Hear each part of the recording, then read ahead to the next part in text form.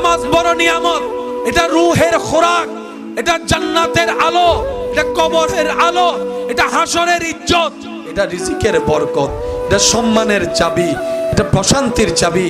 এই নামাজটা তোকে পড়তে দিচ্ছে না যে কারণ, চাকরির কারণে নামাজ পড়তে পারিস না, ব্যবসার কারণে নামাজ পড়তে পারিস না, এটার অজুহাত, ওইটার অজুহাত। আল্লাহ পাক বলে আল্লাহু আকবার, মুয়াজ্জিন আমার বান্দাদেরকে শুনাই দে, তাহলে আমার বান্দারা বুঝতে পারবে আল্লাহু আকবার, আল্লাহ সবচাইতে বড়, আল্লাহু আকবার, আল্লাহ সবচাইতে মহান, আল্লাহু আকবার, আল্লাহ সবচাইতে ইম্পর্টেন্ট। অর্থাৎ যেই কাজ আমাকে নামাজে যেতে দিচ্ছে না, সব কিছুর চাইতে ইম্পর্টেন্ট হচ্ছে আমার আল্লাহর দরবারে সাড়া দেওয়া। সুবহান। আমরা বুঝার চেষ্টা, বলেন না, আমরা বুঝার চেষ্টা, আমরা ভুল ধরার চেষ্টা করি।